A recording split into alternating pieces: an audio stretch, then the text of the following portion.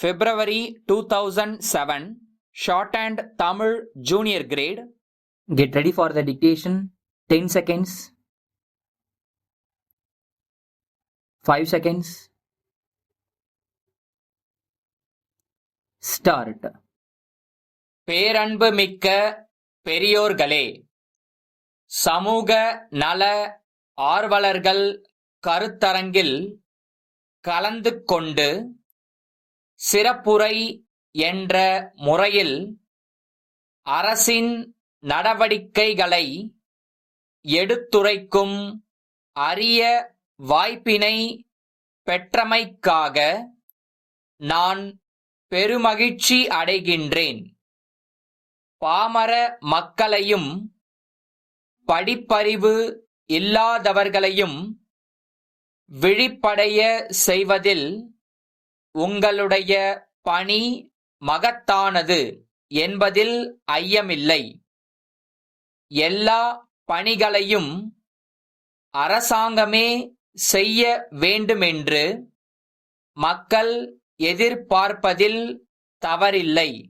ஆனால் அது இயலாது என்பதை நீங்கள் அவர்களுக்கு புரிய வைக்க வேண்டுமென்று கேட்டுக்கொள்கின்றேன்.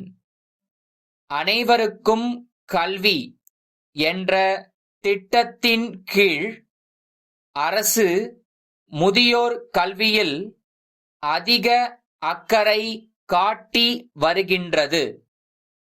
அரசு பணிகளிலிருந்து ஓய்வு பெற்றவர்களும் படித்துவிட்டு வேலைவாய்ப்பை எதிர்நோக்கி இருக்கும் இளைஞர்களும் முதியோர் கல்வியில் பெரும் பணியாற்ற முடியும். ஒவ்வொரு சிற்றூரிலும் ஒரு பொது இடத்தில் அல்லது ஒருவர் வீட்டில் கற்பிப்போருக்கும் கற்போருக்கும் வசதியான ஒரு குறிப்பிட்ட நேரத்தில் பாடம் நடத்தினால் சிறப்பாக இருக்கும். இப்பணியை பெருமையாகவும் பொறுப்புடனும் செய்தால் 100க்கு 100 வெற்றி என்பதில் ஐயமில்லை. ஆகவே பெண்கள் இதில் அதிகமாக ஆர்வம் காட்ட முன்வர வேண்டும். அப்படியானால் தாய்மார்களும் தயங்காமல் வந்து பங்கு பெறுவார்கள் என்பதை தெரிவித்துக் கொள்கிறேன். பள்ளியில் படிக்கின்ற மாணவர்கள் அனைவருக்கும் அரசின் சார்பில் சீருடை வழங்க முடியவில்லை. அரசு வழங்கியது போக மீதியுள்ளவர்களுக்கு சமூக நல ஆர்வலர்கள், தர்ம சிந்தனையுள்ள செல்வந்தர்களை அணுகி அவர்களுடைய உதவியினால் சீருடை வழங்க ஏற்பாடு செய்யலாம். படிப்பறிவு இல்லாத பெற்றோர்களின் குழந்தைகளுக்கு மாலை வேளைகளில் எழுத்தறிவை ஊட்டலாம்.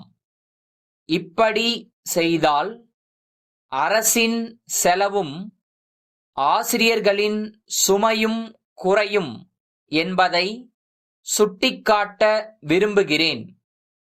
அண்மையில் ஒரு கல்லூரி நிகழ்ச்சியில் கலந்து கொள்ளும் அரிய வாய்ப்பு எனக்கு கிடைத்தது. சமுதாயத் தொண்டில் ஈடுபாடு கொண்ட ஒரு பேராசிரியரின் முயற்சியினால் அக்கல்லூரி மாணவர்கள் அளித்த நிதியிலிருந்து அருகிலுள்ள ஊராட்சி ஒன்றிய பள்ளியின் 60 குழந்தைகளுக்கு சீருடை வழங்கப்பட்டதை பார்த்தேன். மாணவர்களிடையே இப்படிப்பட்ட சேவை மனப்பான்மை வளர எதிர்காலத்தில் நம்முடைய கல்வி முறையிலே உரிய மாற்றங்கள் கொண்டு வரப்படும் என்பதை தெரிவித்து என் உரையை முடித்துக் கொள்கிறேன்.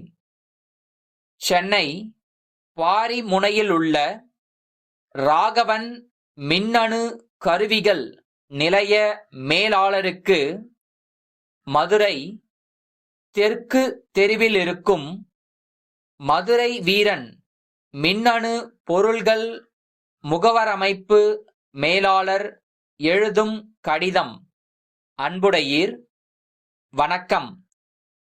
தென் மாவட்டங்களில் மின்னணு பொருள்கள் விற்பனையில் எங்கள் நிறுவனம் கடந்த 15 ஆண்டுகளாக சீரோடும் சிறப்போடும் செயல்பட்டு வருவதை அனைவரும் அறிவர்.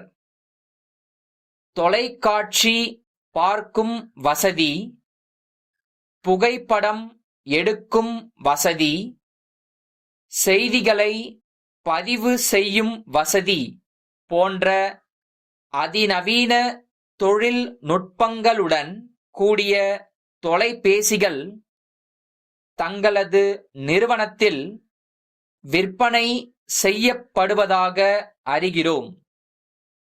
அது பற்றி எங்கள் வாடிக்கையாளர்கள் விசாரித்த வண்ணம் உள்ளனர். ஆகையால் தாங்கள் அத்தகைய 10 தொலைபேசிகளையும் அவற்றிற்கான விலை பட்டியலையும் உடனே அனுப்பி வைக்கும்படி கேட்டுக்கொள்கின்றோம்.